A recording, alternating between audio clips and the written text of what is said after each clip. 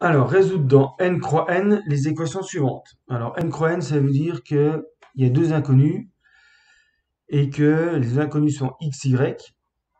Donc, une solution, ça sera un couple x, y, et x appartient à l'ensemble des entiers naturels, y appartient à l'ensemble des entiers naturels. Donc, on veut toutes les solutions des trois équations. Alors, ce genre d'exercice se résout en utilisant la divisibilité en arithmétique dans grand N. Par exemple, x, y égale 24. Alors là, faire attention, on aurait pu faire la même chose dans z croix z. Là, on aurait dû prendre aussi les entiers négatifs. Alors, x, y égale 24. Ça veut dire que x et y divisent 24. Donc, il suffit d'avoir tous les diviseurs positifs de 24, qui sont 1, 2, 3, 4, 6, 8, 12 et 24. Voilà. Donc, là, c'est assez simple. L'ensemble des solutions, ça va être, si x vaut 1, il faut prendre y égale 24. Si x vaut 2, il faut prendre y égale 12. Si x vaut 3, il faut prendre y égale 8. Et si x vaut 4, il faut prendre y égale 6. Mais bien sûr, il faut prendre les symétriques puisque ce n'est pas les mêmes solutions. 6, 4, 8, 3, 12, 2 et 24, 1. Voilà. Donc voilà l'ensemble des solutions, l'ensemble des coupes solutions. Donc vous avez 1, 2, 3, 4, 5, 6, 7, 8 solutions, et pas 16. Hein. C'est 8 couples solutions. Donc on va essayer de se ramener à ce type d'équation qui est assez simple à résoudre finalement. Alors pour la suivante, on n'a pas tout à fait la forme voulue, mais c'est facile de s'y ramener. Il suffit de factoriser x carré moins y carré pour avoir un produit. Donc on sait que c'est x moins y par x plus y égale 35. Donc le 35 se décompose assez simplement, soit en 1 fois 35, soit en 5 fois 7. En plus, comme x et y sont des entiers naturels, si je fais la différence x plus y moins x moins y, ça fait 2y, qui est positif. Donc x plus y doit être plus grand que x moins y. Donc c'est pas la peine de tester autre chose que x moins y plus petit que x plus y. Sinon on risque de trouver des x et y négatifs. Alors, pour que le produit fasse 35, on a soit x moins y égale 1, soit x plus y égale 35. Ou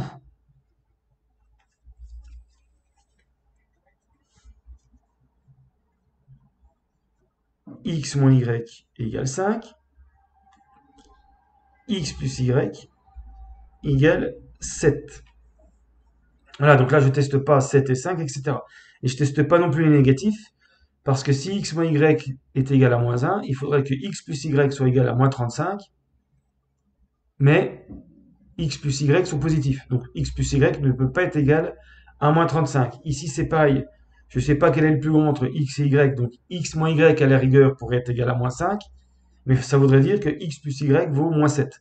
Et ça c'est impossible, puisque on veut que x et y soient des entiers naturels. Donc ça se réduit à résoudre ces deux systèmes. Alors le premier système n'est pas compliqué à résoudre. Je vais faire la somme pour avoir 2x, ça fait 36. Et je fais la différence pour avoir 2y. Ligne 2 moins ligne 1, ça me donne 34. Ce qui me donne x égale 18, y égale 17. Pour le deuxième, c'est pareil. Je fais la somme pour avoir x, 2x égale 12. La différence de y égale 2, ce qui me donne x égale 6, y égale 1. Et puis après, on va quand même vérifier, on n'est plus trop sûr de nos équivalences, donc on calcule 18 au carré moins 17 au carré, ça fait bien 35. 6 au carré moins 1 au carré, ça fait 35.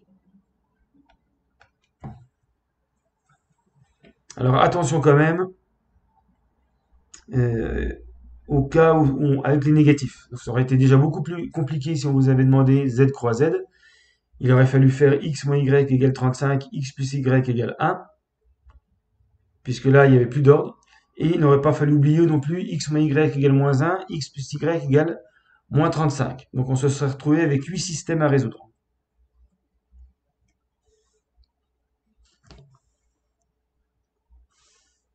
Voilà, donc la solution, si je veux l'écrire, c'est 18,17 ou 6,1 ou point virgule, si on veut,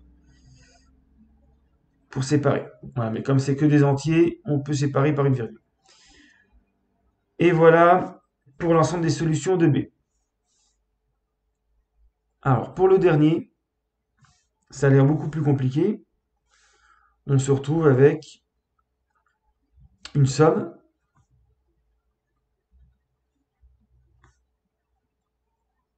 Donc, on va essayer de se ramener à un produit, comme pour le A ou le B. Et donc, là, on voit déjà apparaître XY. Donc, l'idée, c'est de faire ceci. Alors, on verra après. Je vais mettre le 28 plus loin, parce qu'il va y avoir un problème. Alors, j'ai déjà en développant XY. Comment faire pour avoir maintenant x moins y? Alors, comme j'ai y ici, là, je vais mettre moins 1. Donc, j'ai déjà xy moins y. Maintenant, pour avoir le x ici, je vais mettre plus 1. Donc, en développant, j'ai bien xy moins y plus x, mais j'ai rajouté moins 1. Et donc, il faut l'éliminer ce moins 1. Donc, je rajoute ici plus 1, et donc je rajoute ici plus 1.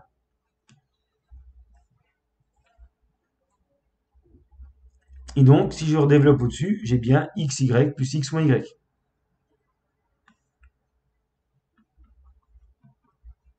D'accord? Le moins 1 et le plus 1 s'éliminent ici. Et donc, il me reste bien ceci, c'est pareil.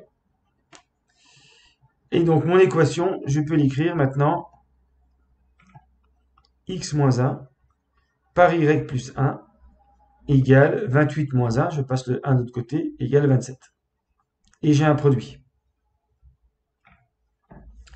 Alors, ça va me donner X moins 1 égale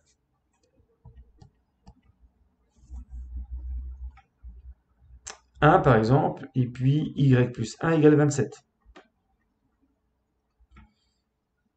X moins 1 égale 3, Y plus 1 égale 9. X moins 1 égale 9. Là, je ne sais pas lequel est le plus grand, donc je suis obligé de faire tous les cas.